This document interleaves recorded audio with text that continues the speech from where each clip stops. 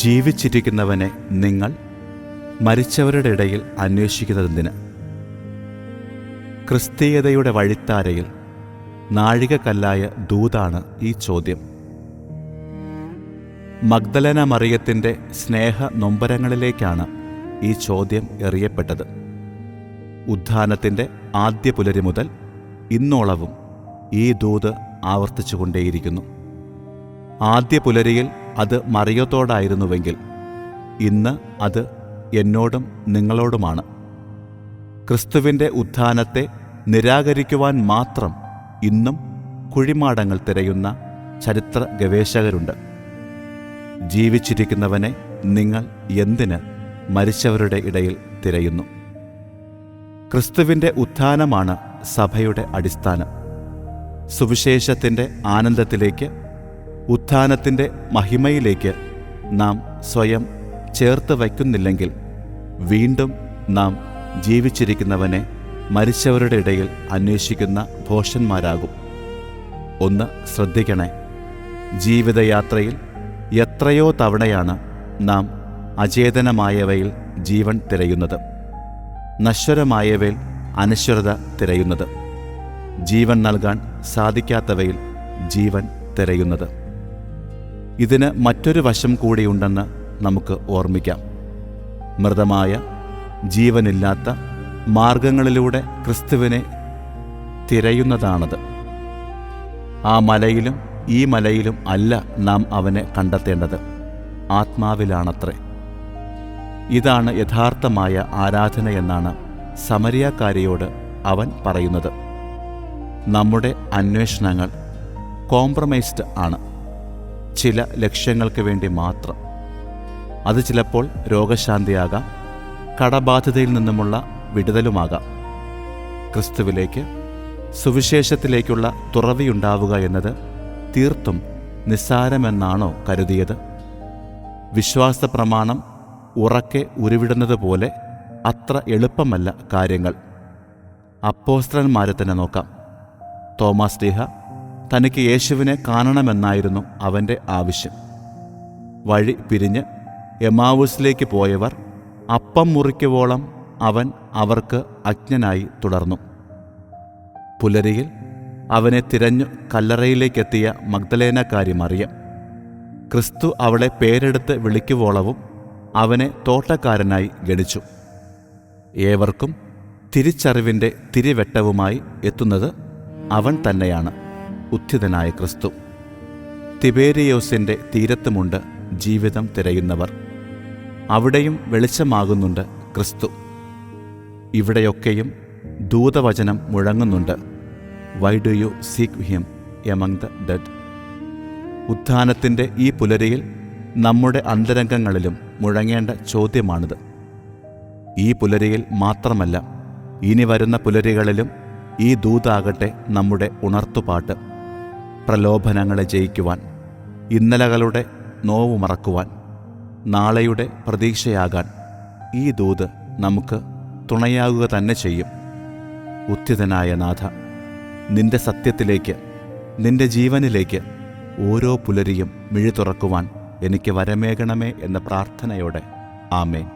വിശുദ്ധ ലിഖിതങ്ങൾ ഘോഷിച്ചതുപോൽ ദിവ്യമഹോന്നതൻ മിശിഹാ ഉത്ഥിതനായി. വിശുദ്ധ ലിഖിതങ്ങൾ ഘോഷിച്ചതുപോൽ ദിവ്യമഹോന്നതൻ മിശിഹാ ഉത്ഥിതനായി. കാഹളം മുഴങ്ങുന്നു, ഭൂതലം പാടുന്നു. കാഹളം മുഴങ്ങുന്നു, ഭൂതലം പാടുന്നു. ഉത്ഥാനം, തിരുവുത്ഥാനം, ഉത്ഥാനം, തിരുവുത്ഥാനം. ഹല്ലേലൂയ, ഹല്ലേലൂയ, ഹല്ലേലൂയ, ഹല്ലേലൂയ, ഹല്ലേലൂയ, ഹല്ലേലൂയ, ഹല്ലേലൂയ, ഹല്ലേലൂയ.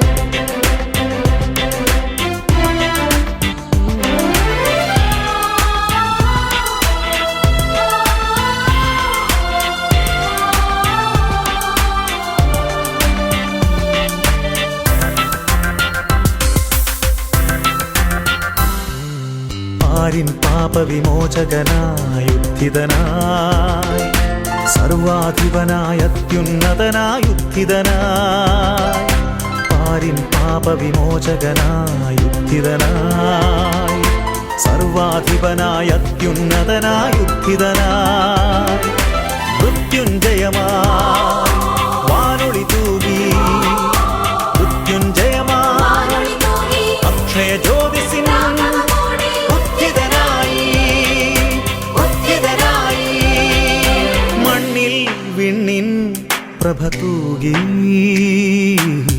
വരവായി മിശിഹാ രാജാവായി. ഹല്ലേലൂയ ഹല്ലേലൂയ ഹല്ലേലൂയ ഹല്ലേലൂയ ഹല്ലേലൂയ ഹല്ലേലൂയ ഹല്ലേലൂയ ഹല്ലേലൂയ.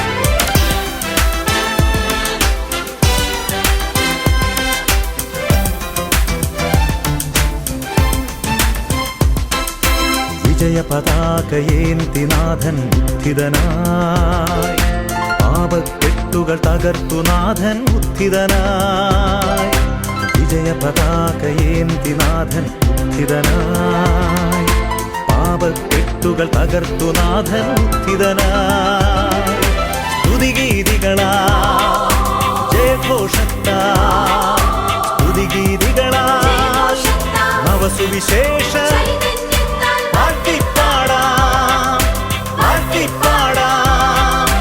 മണ്ണിൽ വിണ്ണിൻ പ്രഭ തൂകി, വരവായി മിശിഹാ രാജാവായി.